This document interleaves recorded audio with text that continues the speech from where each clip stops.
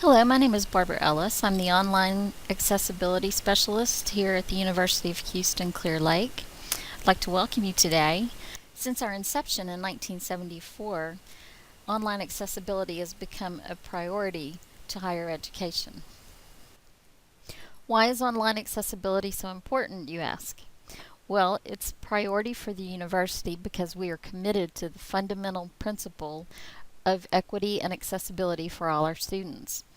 Our aim is to support an inclusive environment by developing and using accessible electronic information.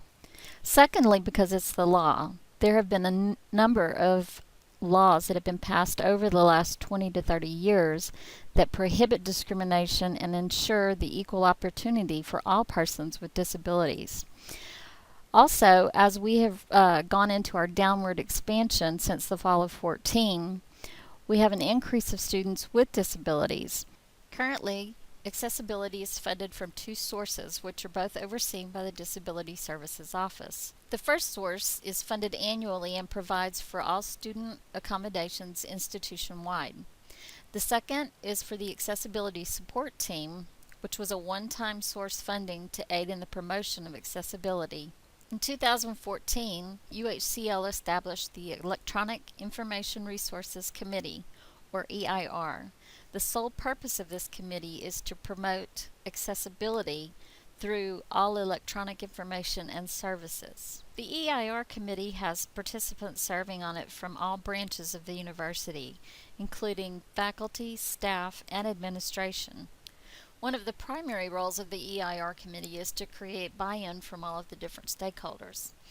Also, they have begun developing a checklist for accessibility of online programs, as well as developing a plan for retrofitting all of the established online courses.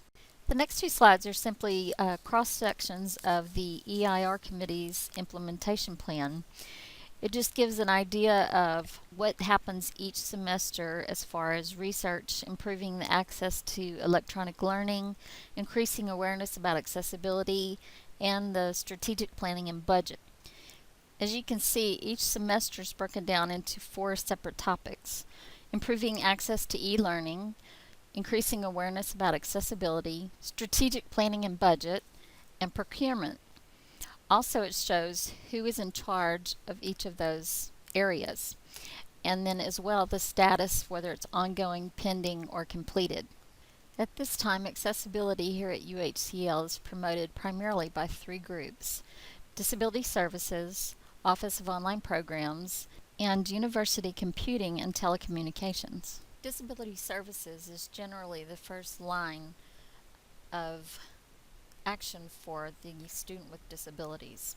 They receive their requests for accommodation from the students, process them, and then disseminate them to whichever of the other groups need to handle the request. The Office of Online Programs handles all electronic and online information, whether that be multimedia, Word documents, PowerPoints, videos, etc. In the future, we will also be working in conjunction with the AST coordinator to provide training for faculty and staff at UHCL. The Office of Online Programs has actively been trying to establish buy-in amongst faculty, staff, and administration. The way we've done this is to bring in that knowledgeable person that's not from here. Sean Henry came in and did a one-day seminar for us on accessibility. Also, she was able to create video and other materials which are now being used for our online accessibility education. We also sponsored 2 webinars on copyright compliance and fair use. Copyright and fair use are often hotbed issues with accessibility.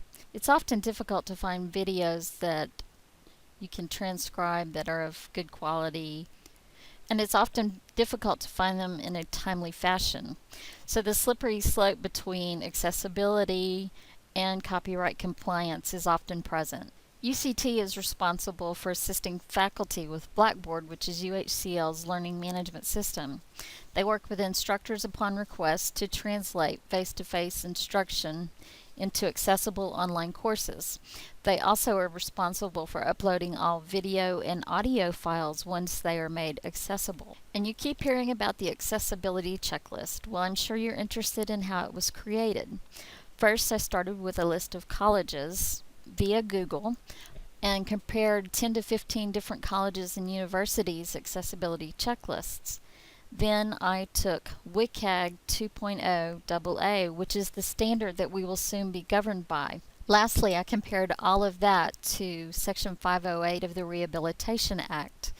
I discovered the commonalities and the differences, put them all into a chart, and tried to make them as UHCL friendly as possible. I really hope this presentation has shed some light on accessibility at UHCL for all of you.